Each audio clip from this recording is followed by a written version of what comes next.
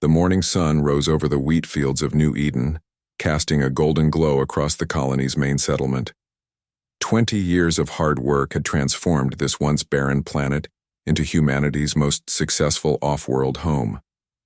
Commander John Hayes stood on the observation deck of the colony's modest defense headquarters, watching farmers head to their fields and children walk to school. "Another peaceful day in paradise," said Eric Williams as he joined John at the window.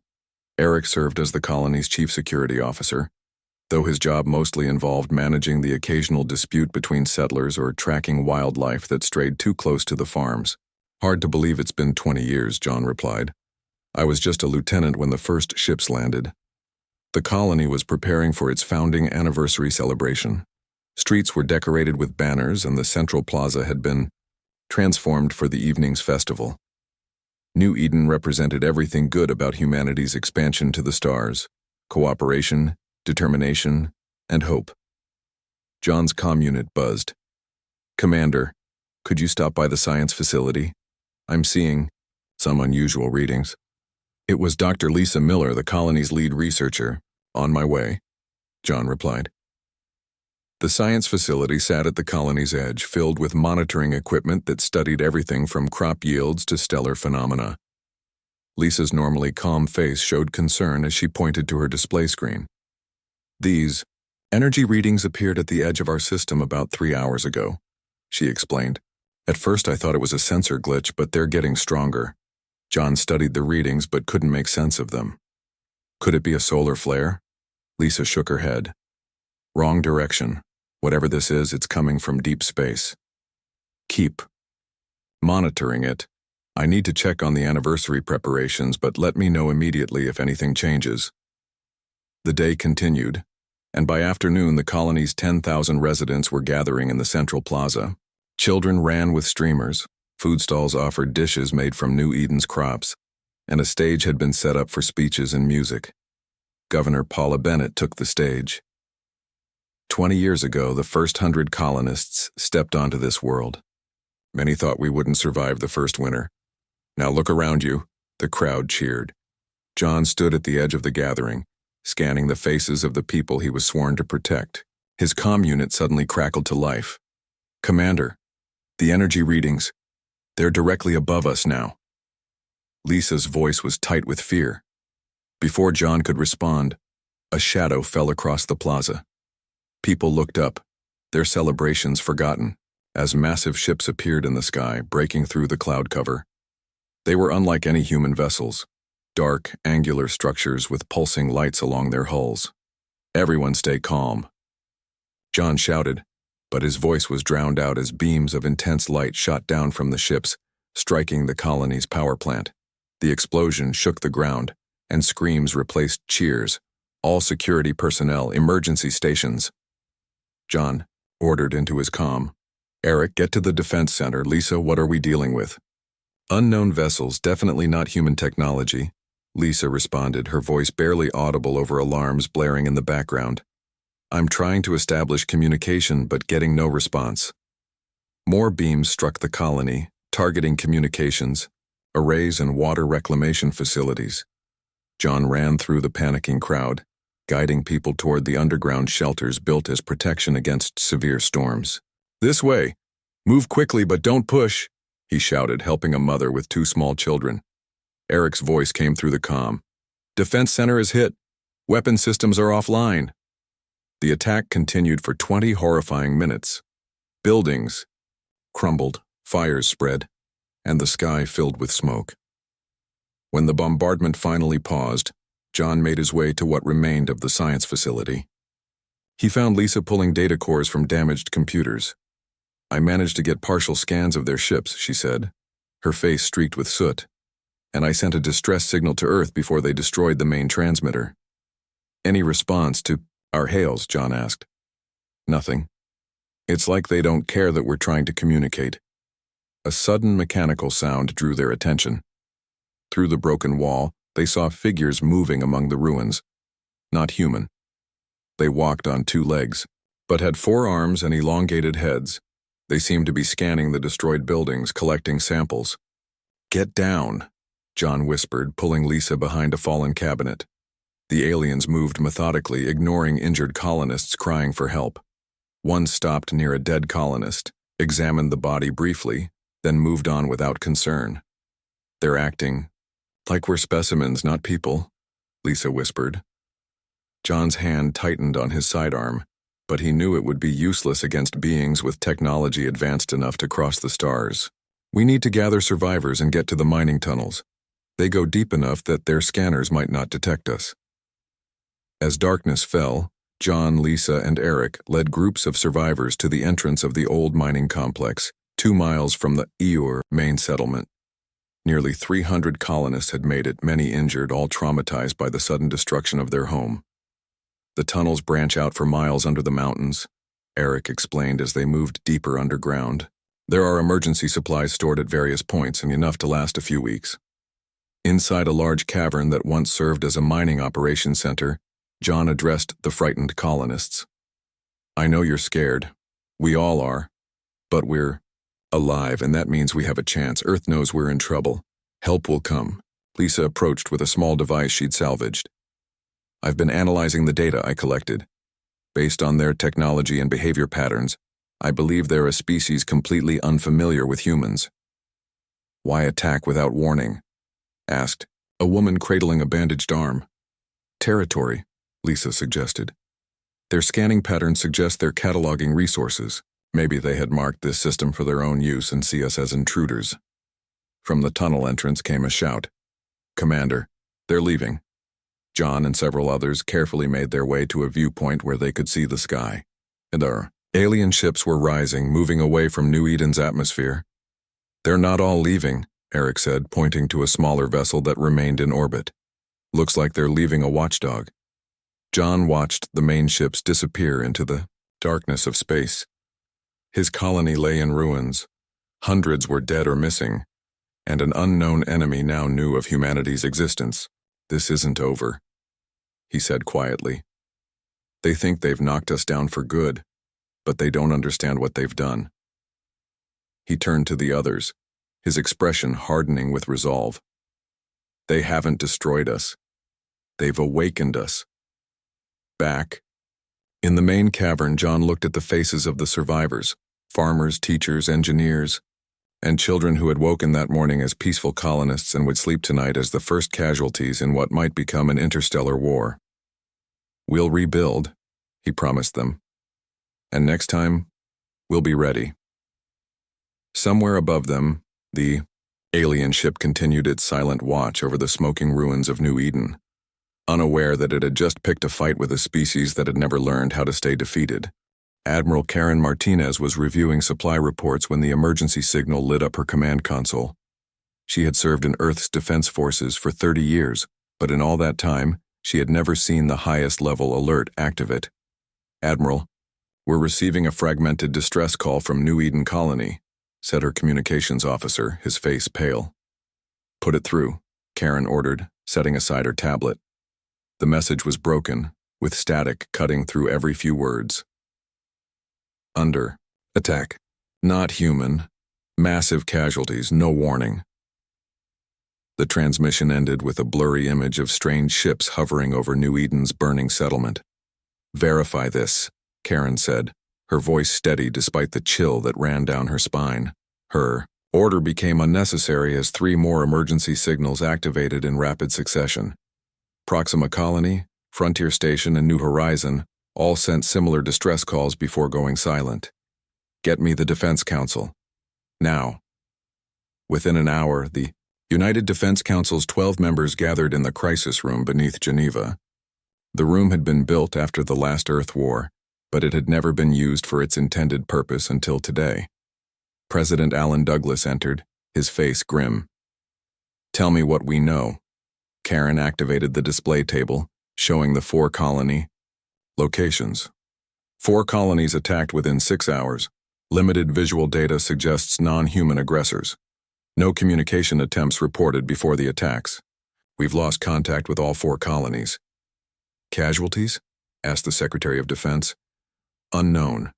But New Eden alone had over 10,000 colonists. The room fell silent as that number sank in.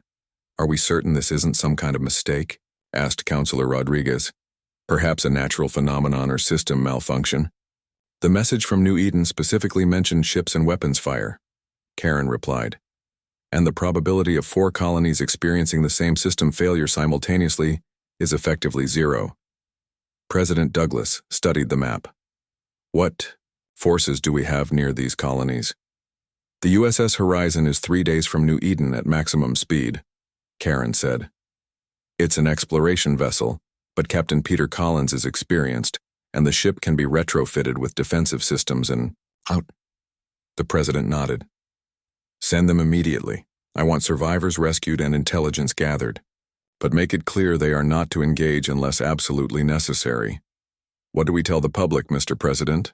Asked the communications director. Douglas straightened his shoulders. The truth. That our colonies have been attacked by an unknown force, that we're gathering information, and that Earth will respond. As the council continued planning, Captain Peter Collins received the alert aboard the USS Horizon. The vessel was returning from a 2-year mission mapping star systems beyond the colonial frontier. Captain, priority message from Admiral Martinez, said his first officer, Meg Johnson. Peter read the message and immediately called his senior staff to the bridge. Ladies and gentlemen, our mission parameters have changed. New Eden and 3 other colonies have been attacked by non-human forces. The shock was visible on every face. We're the closest vessel to New Eden. We've been ordered to divert there immediately, assess the situation, and rescue any survivors. We're not a warship, said Chief Engineer Paul Davis. What if these aliens are still there? Then we'll have to be creative, Peter replied. Engineering, I need you to adapt our mining lasers for defense. Medical, prepare for mass casualties. Communications, try to establish contact with New Eden on all frequencies. As the Horizon changed course, Earth's military infrastructure, dormant for decades, began to awaken. In orbital shipyards, vessels designed for exploration and trade were quickly modified for combat. On the lunar base, weapon systems that had been mothballed were brought back online. At the Defense Research Facility in Colorado, Dr. Susan Clark was pulled from her theoretical work on gravitational weapons. Susan had spent her career studying ways to defend Earth from asteroids, never imagining her work would be used against an intelligent enemy. We need weapon systems that can be deployed quickly, General Foster told her. Something that can be fitted to existing ships. Susan looked at the partial scans of the alien vessels. Based on what little we can see of their technology, I think we can adapt our gravity pulse systems. They were designed to deflect asteroids, but with modifications they could disrupt ship systems. How long? 2 weeks for a prototype. A month for production models. You have 1 week, the general said. In Dallas, weapons designer Frank Cooper was called back from retirement. At 62, Frank had thought his days of creating military technology were long behind him. We need your help, said the young officer who came to his home. Frank looked at the photos of the burning colonies. Show me what you know about their weapons. While Earth prepared, the USS Horizon pushed its engines beyond safe limits. Captain Collins stood on the bridge watching the stars streak by. Any response from New Eden? He asked. Meg shook her head. Nothing, sir. But we're picking up unusual energy readings from the system. Keep trying. And notify me immediately if those energy readings change. In his quarters, Peter studied the most recent reports from New Eden before the attack. It had been a peaceful agricultural colony with minimal defenses. The settlers had gone there to farm and raise families, not to fight. His thoughts were interrupted by an alert from the bridge. Captain, we're detecting multiple vessels leaving the New Eden system, Meg reported when he arrived. Based on their trajectory, they appear to be heading toward Orion's Belt colony. How long until we reach New Eden? 18 hours at current. Speed. Peter gripped the back of his chair. Push it to 14. As the Horizon raced toward New Eden, President Douglas addressed the people of Earth. His speech was broadcast to every corner of the planet and to all colonies that still maintained communications.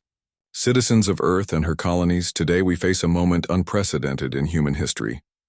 4 of our colonies have been attacked by a non-human force. We do not yet know their intentions or the full extent of the damage. What we do know is that innocent people have been killed, and Earth will not stand idle. The speech continued, calling for unity and resolve.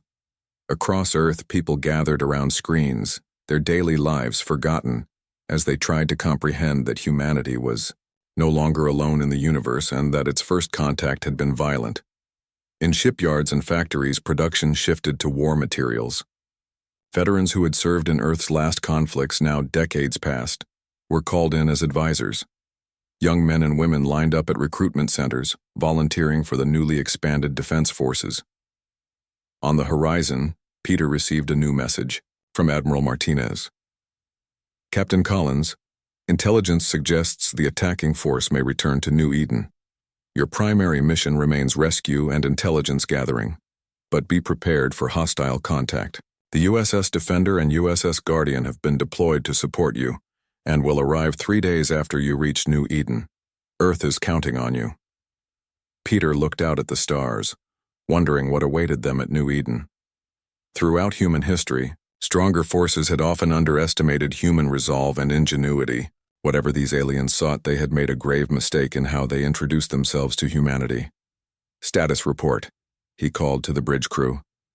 All systems operational, Captain, Meg replied. Weapons modifications at 60% completion. Medical bay prepared for casualties. Good. Let's hope we're not too late. As the Horizon continued its journey, Earth's first response fleet began to take shape. Within days, 20 vessels would be ready to leave Earth orbit. Within weeks, that number would grow to 100. Earth was moving to war footing for the first time in 50 years. The aliens who had attacked humanity's colonies had no way of knowing what they had begun. They had attacked settlers and civilians, thinking perhaps that humanity would surrender or retreat from the stars. They would soon learn how wrong they were. The USS Horizon dropped out of faster-than-light travel at the edge of the New Eden system. Captain Peter Collins ordered the ship to run silent, using only passive sensors to scan for threats. Status report, Peter said, his eyes fixed on the main view screen. 1 alien vessel in orbit around New Eden, Meg Johnson replied.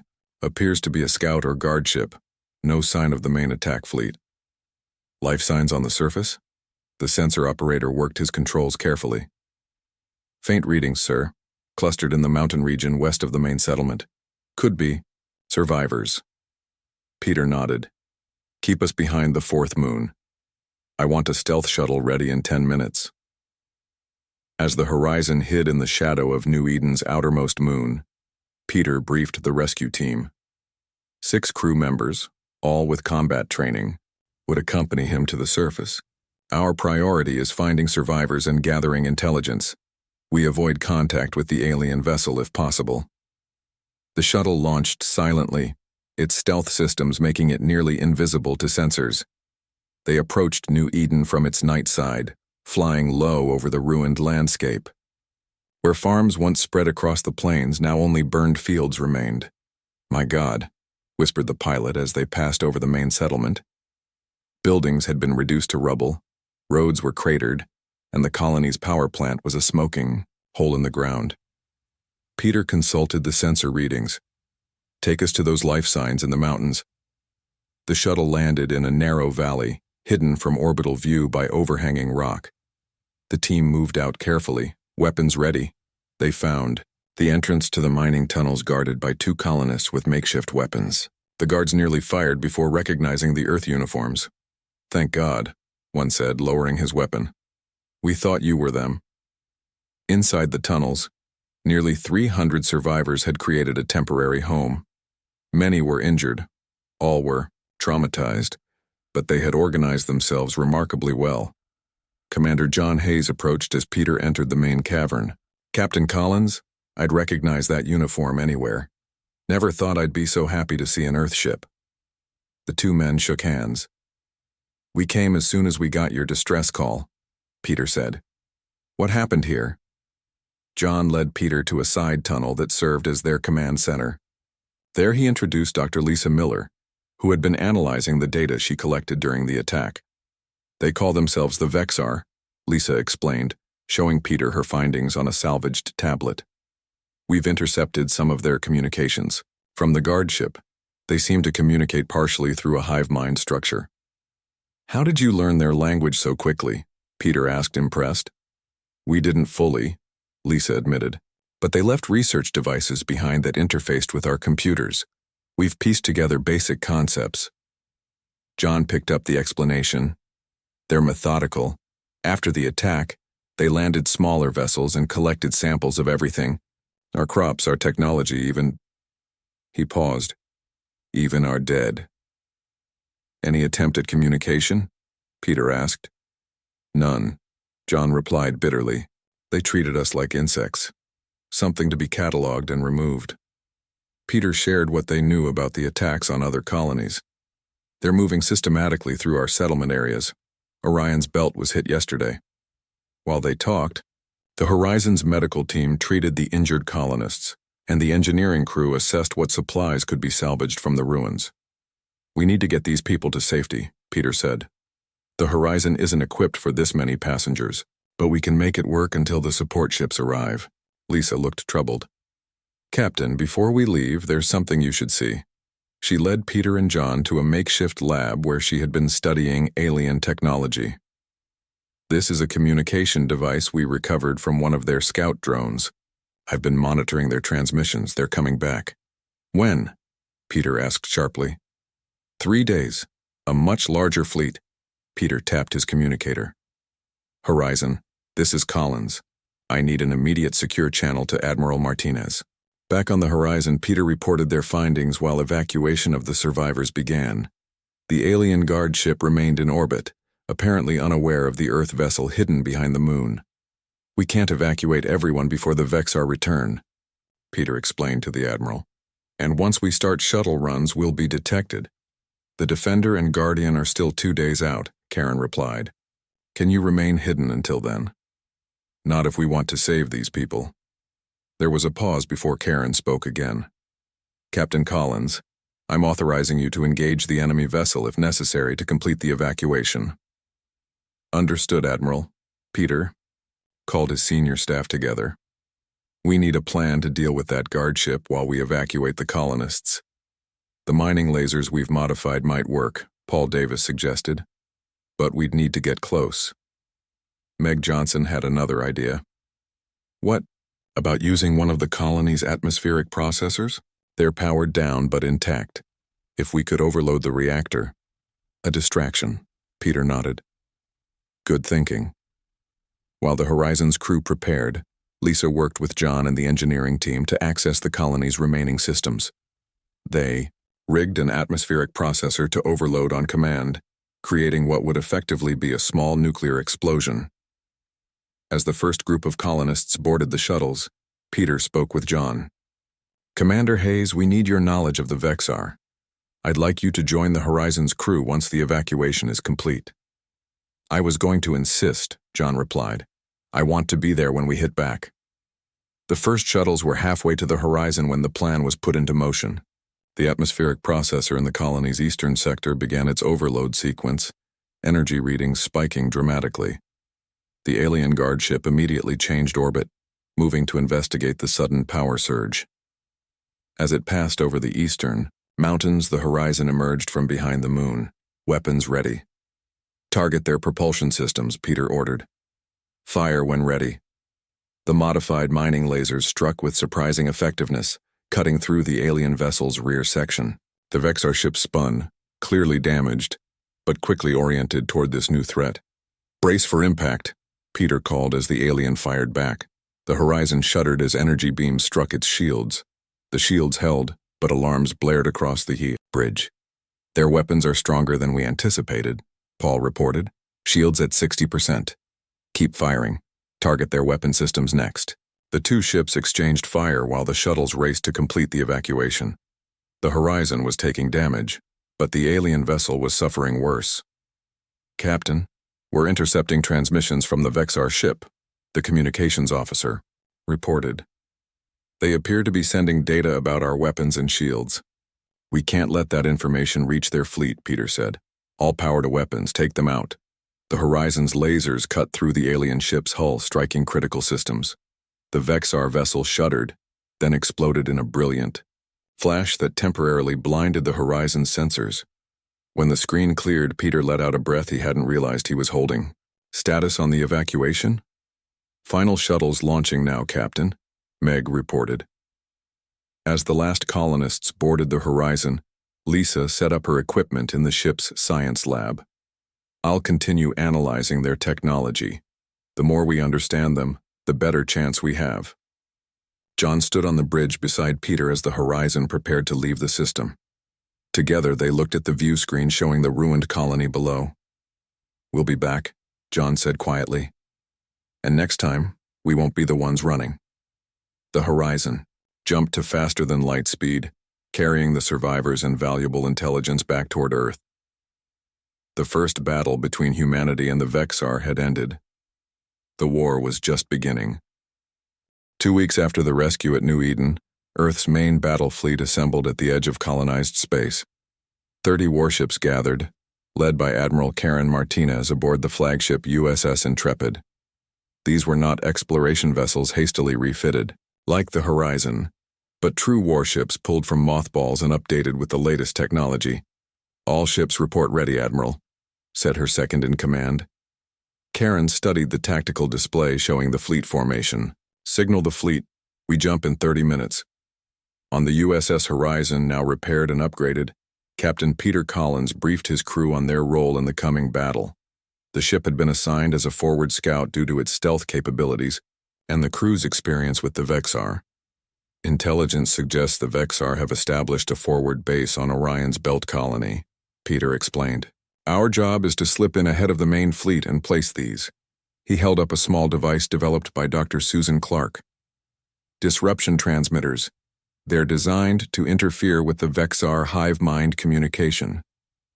Commander John Hayes, now officially part of the Horizon's crew, added, based on what we've learned about their biology and technology, even a partial disruption of their communication network should significantly reduce their combat effectiveness. In the science lab, Lisa Miller worked with the engineering team to finalize the transmitters. Her knowledge of the Vexar, combined with Earth's technology, had produced weapons specifically designed to target alien weaknesses. These need to be placed within 5 miles of their command ships to be effective, she explained to the Special Operations team. The trick will be getting close enough without being detected. The plan was daring, some called it desperate. While the main fleet engaged the Vexar force directly, the Horizon would slip through the chaos and deliver a strike team to place the disruption devices near the alien command structure. As the fleet prepared to jump, Admiral Martinez sent a final message to Earth. We are engaging the enemy. All ships are committed.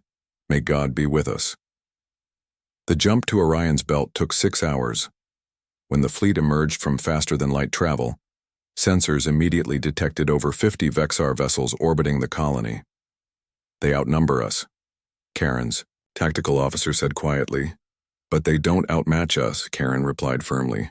All ships, battle formation Delta, launch fighters, engage the enemy. The space around Orion's belt erupted in fire as the two fleets clashed. Earth's ships, though fewer in number, fought with a ferocity that seemed to surprise the Vexar. While their alien technology was advanced, the Vexar tactics were rigid and predictable. They had clearly not faced serious resistance before. While the battle raged, the USS Horizon slipped through the chaos with its stealth systems engaged. Peter guided his ship carefully through debris and weapons fire toward the largest Vexar vessel, a massive command carrier directing the alien forces. They're focused on the main fleet, Meg reported from her station. Stealth systems holding. They haven't detected us. In the shuttle bay, John Hayes prepared with the strike team. 6 crew members, all volunteers, would accompany him to place the disruption devices at key points around the Vexar command structure. Remember, speed is essential, John told his team as they checked their gear. In and out in 15 minutes. These envirosuits will mask your life signs, but they won't hold up to direct fire. The shuttle launched silently from the Horizon, appearing to sensors like just another piece of battle debris. It landed on the hull of the Vexar command ship, magnetic clamps securing it in place. "We're attached," the pilot reported. "Good luck, Commander." John led his team across the alien ship's hull to an access point Lisa had identified from her analysis of Vexar vessel design. Using cutting tools, they breached the outer hull and slipped inside. The interior of the Vexar ship was unlike any human vessel. Organic-looking corridors pulsed with strange light, and the air was thick with an unfamiliar scent. "Stay focused," John whispered as they moved deeper into the ship. "Plant your devices according to the plan and meet back at the shuttle in 12 minutes. The team split up, each member heading to their assigned location. John moved toward the central communication node, the most important target. As he navigated the alien corridors, he passed chambers where Vexar worked at strange consoles, apparently coordinating the battle outside. He noticed something disturbing. Displayed on their screens were images of other destroyed worlds and species he didn't recognize. The Vexar had done this before. Humanity wasn't their first victim. John reached the central node, a massive chamber filled with pulsing equipment. He carefully attached the disruption device to what looked like a primary power conduit and activated it. The device hummed quietly as it powered up. Throughout the ship, the other team members placed their devices at key points. Just as John was about to head back to the shuttle, a Vexar soldier turned a corner and spotted him. The alien made a high-pitched sound that John assumed was an alarm call. John fired his weapon, dropping the alien, but the damage was done. Alarms blared throughout the ship. "All teams, fall back to the shuttle immediately," John ordered through his comm. "Our cover is blown." The team raced back through the alien corridors as Vexar soldiers converged on them. 2 team members were hit by alien weapons fire before they reached the shuttle, but the others managed to drag them aboard. "Get us out of here," John told the pilot as the shuttle detached from the hull. As they pulled away from the command ship, John activated the disruption devices. The effect was immediate and dramatic. The Vexar vessels, previously moving in perfect coordination, suddenly seemed confused. Some stopped firing, others fired at the wrong targets, and a few even collided with each other.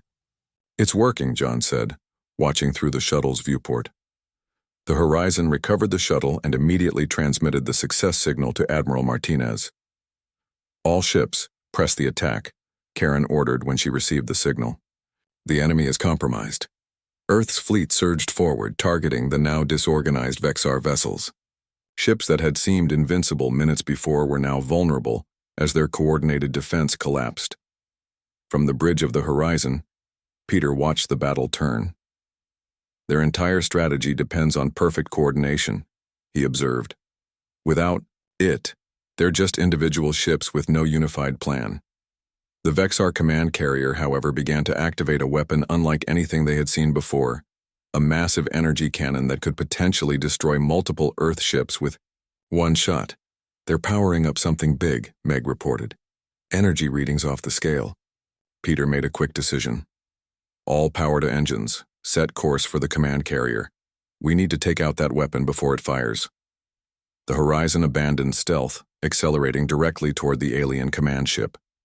As they approached, the weapon continued to charge, its glow visible even from a distance. "Weapons range in 10 seconds, the tactical officer reported. "We won't get there in time," Meg said, her voice tight. Peter looked at his crew, then at the approaching alien vessel. Sometimes heroism required the ultimate sacrifice. "Ram them," he ordered quietly. The crew looked at him in shock, but no, one protested. "Set collision course, maximum speed." The Horizon accelerated toward the command carrier's weapon array, growing larger in the view screen with each passing second. Just before impact, Peter said simply, "For Earth." The Horizon smashed into the Vexar vessel's main weapon as it was about to fire. The resulting explosion tore through the alien ship, setting off secondary explosions throughout its structure. The command carrier broke apart, its destruction sending shockwaves through the Vexar fleet. Without central direction and with their coordination disrupted, the alien ships began to retreat in disarray. Admiral Martinez watched from the Intrepid as the enemy fled. "Status of the Horizon?" she asked, though she already knew the answer. No survivors detected, Admiral, her officer replied solemnly. Karen nodded, fighting back tears. Signal all ships. Continue pursuit. We'll mourn our heroes when the battle is won. As Earth's fleet chased the retreating aliens, the remains of the USS Horizon drifted among the debris of the Vexar command carrier, a monument to humanity's first major victory against the stars. 6 months after the battle at Orion's Belt, the landscape of human space had changed dramatically. The colonies were being rebuilt, but now each one featured massive defense platforms and early warning systems. Earth had transformed from a peaceful civilization of explorers into a society prepared for war. Commander John Hayes stood on the observation deck of the newly completed space station orbiting New Eden. He had survived the destruction of the Horizon by escaping in the shuttle with his strike team moments before Captain Collins made his final heroic decision. The shuttle had been damaged in the explosion and they had drifted for days before being rescued by the USS Guardian. Hard to believe it's the same place, said Dr. Lisa Miller as she joined him at the viewport.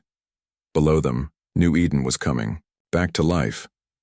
New buildings rose from the ashes of the old colony, but now they were interspersed with defense installations and shield generators. It's not the same place, John replied. And we're not the same people. After the battle, John had been promoted to captain and given command of Earth's newest warship, the USS Defiance. The vessel represented everything humanity had learned from the conflict. It combined Earth's best technology with reverse-engineered Vexar systems. The Defiance was the most powerful ship ever built by human hands. Admiral Martinez wants to see us in the command center, Lisa said. I think the scouts are back. They made their way through the busy station. Everywhere, military personnel worked alongside civilians, all focused on a common purpose: survival. The attack had united humanity in a way nothing else could have. The command center, Admiral Karen Martinez stood before a star map, displaying territory far beyond Earth's previous exploration range.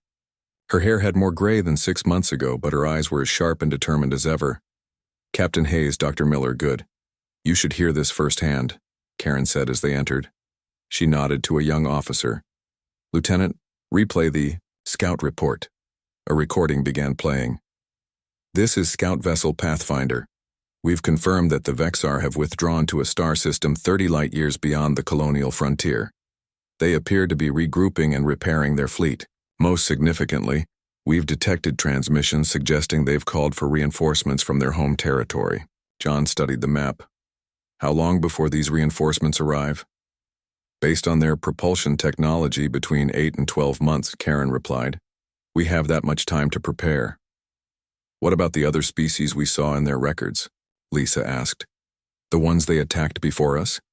Karen activated another section of the map. We've made contact with 2 of them, the Nixari and the Tolvan. Both had their outer colonies destroyed by the Vexar. Both thought they were alone in facing this enemy. Until now, John said. Until now, Karen agreed. President Douglas has authorized me to form an alliance. Representatives from both species arrive tomorrow. The next day, the station's conference room hosted the first formal meeting between humans and other intelligent species. The Nexari were tall, slender beings with blue-tinted skin and 4 arms. The Tolvan were shorter, with thick bodies and features that reminded John of Earth's ancient reptiles. President Alan Douglas addressed the gathering from Earth via holographic projection. On behalf of humanity, I welcome our new friends. Though we meet in difficult circumstances, this historic moment represents hope, that together we can stand against those who sought to destroy us separately. The leader of the Nexari spoke, in a musical voice, translated by devices Lisa had helped develop. For generations we believed we were alone in facing the Vexar threat. We retreated, giving up our outer worlds to save our core planets. You humans have shown us another way. The Tolvan representative added, our people were nearly exterminated. We hid, hoping to be overlooked. When we detected your victory at Orion's Belt, we could scarcely believe it. No one has ever defeated a Vexar battle group before. The meeting continued for hours as the three species shared knowledge about their common enemy. Lisa presented her findings on Vexar technology and biology, focusing on the weaknesses they had discovered. Their hive mind is both their strength and their vulnerability, she explained. The disruption technology we used in the battle can be improved. With your help, we might develop systems that could affect their entire fleet at once. Frank Cooper, now head of Earth's weapons development, displayed designs for new defensive and offensive systems. We've adapted what we learned from the wreckage of their ships. These new weapons target specific weaknesses in their hull design. By the end of the day, the framework for the first interstellar alliance was in place. Each species would contribute what they did best: human determination and tactical flexibility, Nexari advanced propulsion systems, and Tolvan sensor technology that could detect ships at incredible distances. As the conference concluded, John found himself speaking with the Nexari leader. "Why do they do it?" he asked. "The Vexar. Why destroy other civilizations?"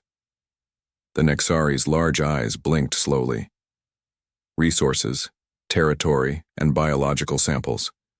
They see the galaxy as their laboratory and breeding ground. They do not recognize others as having rights. Only the Vexar matter in their worldview." 3 months later, John stood on the bridge of the USS Defiance as it prepared for its maiden voyage. The massive vessel represented the best of 3 species technology. Its crew included humans, Nexari engineers, and Tolvan sensor specialists. "All systems ready, Captain," reported his first officer, Meg Johnson, who had also survived the Horizon's destruction. "The fleet is standing by for your signal, Captain Hayes," added the communications officer. John looked at the view screen, where 50 ships waited. Vessels from Earth, Nexari, and Tolvan formed into the first Allied fleet. "Signal the fleet," John ordered. "We're not waiting for them to bring the fight to us. Set course for Vexar territory." As the Defiance led the fleet into faster-than-light travel, John thought about the journey that had brought them here. 6 months ago, humanity had been peaceful explorers, unaware of the threats lurking among the stars. Now they were warriors, leading an alliance to strike at an enemy that had never known defeat. The Vexar had destroyed Earth's colonies, thinking humans would behave like the other species they had encountered, retreating, hiding, surrendering territory. Instead, they had awakened something they couldn't understand: humanity's unyielding determination to survive and protect its own. On the walls of the Defiance's bridge hung a memorial plaque listing the names of those lost in the first attacks and the Battle of Orion's Belt. At the top was Captain Peter Collins of the USS Horizon. Below his name was inscribed a simple quote: "They attacked our colonies and awoke humanity's wrath." As the Allied fleet raced toward enemy territory, John knew the coming battle would determine the fate of not just humanity, but all free species in this part of the galaxy. The Vexar had sown the wind with their unprovoked attacks. Now they would reap the whirlwind. This time, humanity wasn't just fighting for survival. They were fighting to ensure that what happened to New Eden never happened to another peaceful world again. And they weren't fighting alone.